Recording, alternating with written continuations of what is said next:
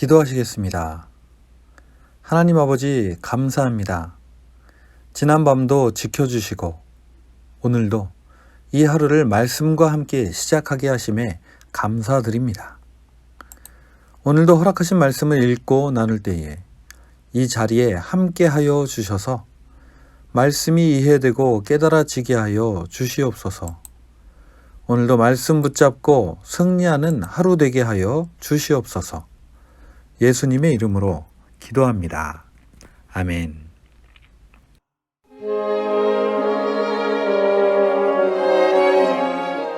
엘리사와 시리아 왕 베나닷.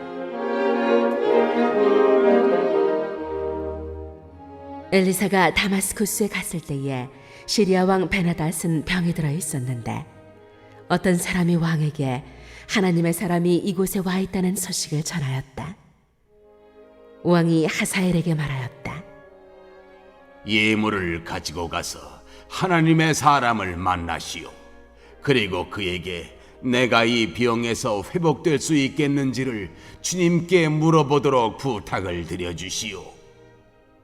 하사엘은 다마스쿠스에서 제일 좋은 온갖 예물을 낙타 40마리에 가득 싣고 몸소 예를 갖추어 하나님의 사람을 만나러 갔다.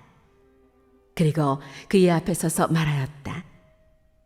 예언자님의 아들 같은 시리아 왕 베나닷이 나를 예언자님에게 보냈습니다. 왕은 자신이 이 병에서 회복되겠는가를 여쭈어보라고 하였습니다. 엘리사가 그에게 말하였다. 가서 왕에게는 회복될 것이라고 말하시오.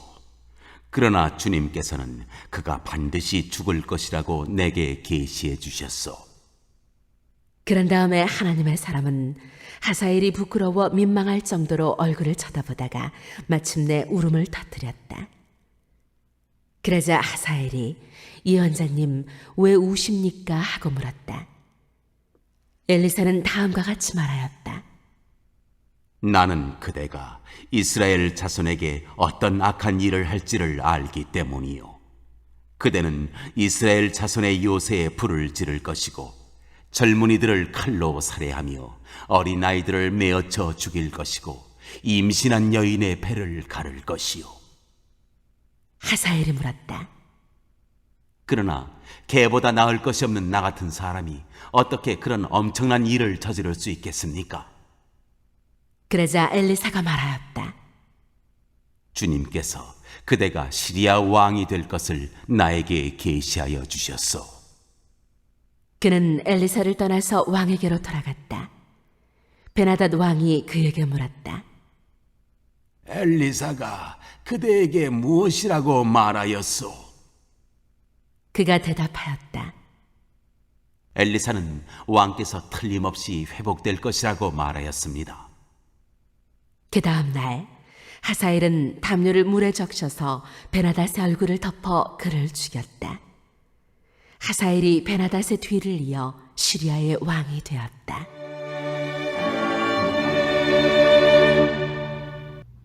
안녕하세요. 7월 5일 월요일입니다. 오늘은 열왕기하 8장 말씀을 살펴보도록 하겠습니다.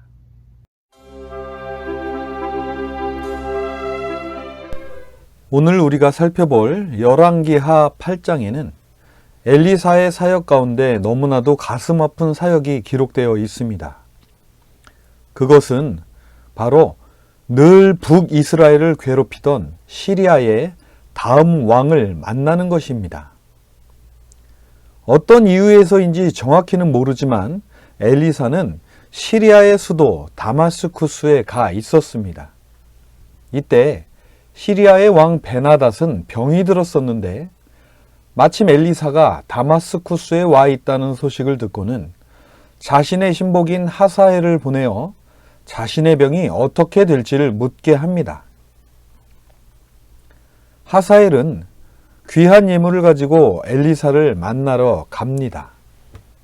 가서 자신이 엘리사를 찾아오게 된 자초지종을 설명합니다.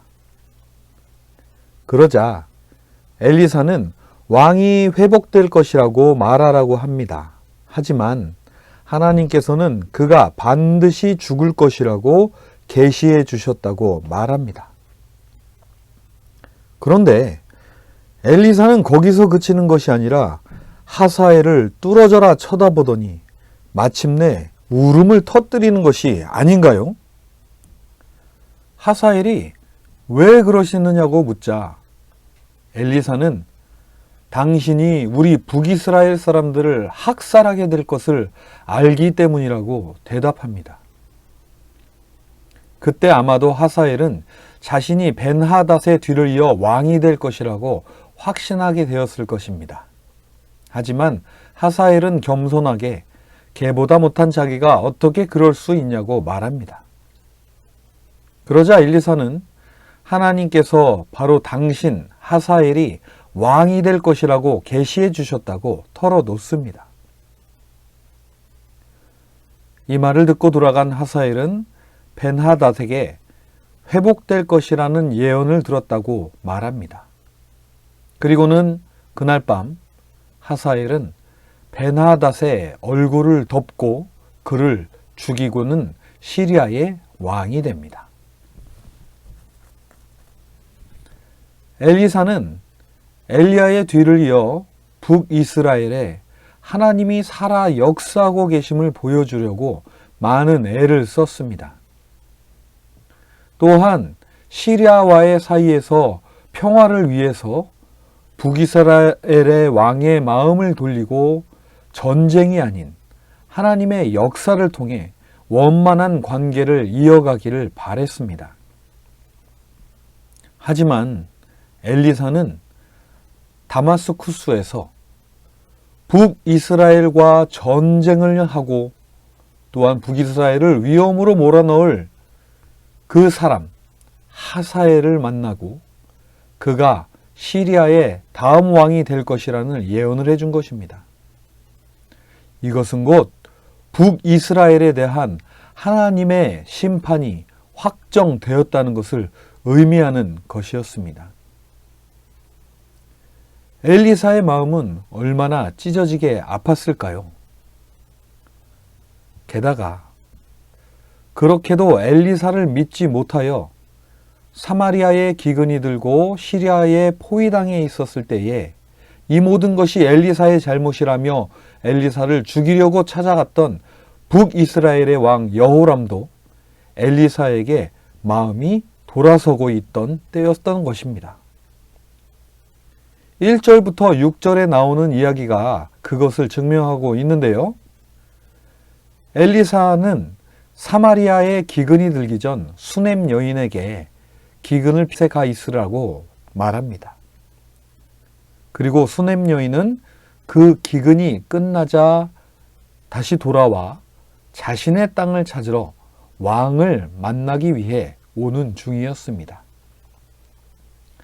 그런데 그때 마침 북이스라엘의 왕 여호람이 엘리사의 종 게하시를 불러 엘리사의 사역에 대한 이야기를 하고 있었던 때였습니다.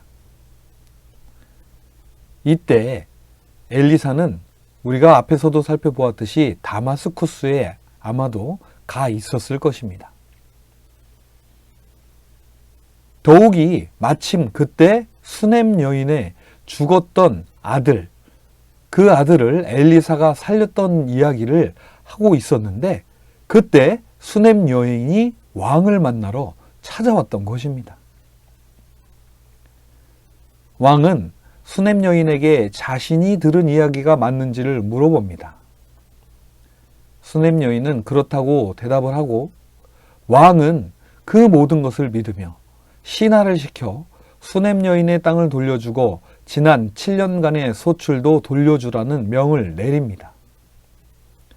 말하자면 여호람 왕이 지난 몇 번의 사건들과 또한 알려지지 않았던 이야기를 엘리사의 가장 측근에 있었던 게하시를 통해 들음으로 인해 엘리사를 하나님의 사람으로 인정하기 시작했던 것입니다. 엘리사는 북이스라엘의 백성들과 왕이 하나님께로 돌아서기를 간절히 원하여 최선을 다해 하나님의 말씀을 선포하며 기적을 보여주었습니다. 그러나 하나님은 북이스라엘을 괴롭힐 시리아의 왕을 예언하게 하십니다. 북이스라엘은 결국 하나님께로 돌아서지 못하고 주변 국가들을 사용하시는 하나님의 매를 맞는 것이 확정되었다는 것을 뜻하는 것입니다.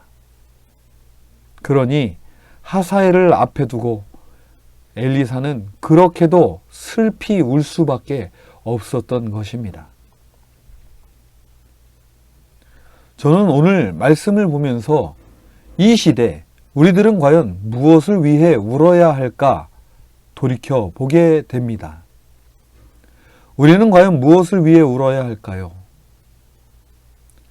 하나님의 심판이 확정된 북이스라엘을 위해 그렇게도 슬피 울었던 엘리사의 눈물이 저의 마음에 남습니다. 오늘도 우리가 살고 있는 이곳 미국이, 그리고 우리 조국이 하나님께로 돌아와 하나님의 말씀대로 살게 되기를 바랍니다. 그리고 다시 한번 하나님의 살아계심을 증거하며 모든 민족들을 하나님께로 인도하는 나라가 되기를 바랍니다. 우리 함께 기도하시겠습니다. 하나님 아버지 감사합니다. 오늘도 말씀을 통해 이 나라를 위해 또한 우리의 조국을 위해 기도할 마음을 주셨습니다. 북이스라엘을 너무나도 사랑하여 가슴 아파하며 돌아오기를 바랬던 엘리사의 눈물을 보며 저희들에게 허락하신 이 나라가, 우리의 조국이 다시 한번 하나님의 손에 쓰임받는 귀한 나라가 되기를 바랍니다. 하나님의 매가 확정되었다는 예언을 하는 것이 아니라 하나님의 도우심이 확정되었다는 예언을 듣게 되는 영광의 시간을 허락하여 주시옵소서. 또한 우리 각자의 삶에서 우리 모두가 주님의 빛과 소금이 되어 착한 행실로 주변을 밝히며 썩어져가는 이 세상에 썩지 않도록 소금의 역할을 다하는 우리 모두가 되게 하여 주시옵소서. 오늘도 저희들을 위해 빛을 비추고 계시며 우리들을 인도하시는 우리 주 예수님의 이름으로 기도합니다. 아멘.